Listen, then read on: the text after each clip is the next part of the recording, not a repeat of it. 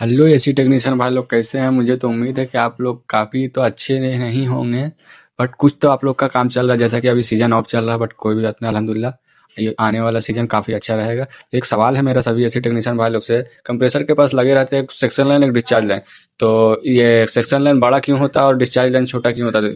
जबकि ये दोनों बराबर भी रह सकता था, तो क्यों बड़ा बड़ा लगाया जाता है और डिस्चार्ज लाइन को छोटा लगाया जाता है? प्लीज़ कमेंट करें, अगर किसी भी टेक्नीशियन को मालूम है तो कमेंट करके मुझे बताएं, और ऐसे ही वीडियो के लिए मुझे फॉलो भी करें। मिलते हैं नेक्स्ट वीडियो में।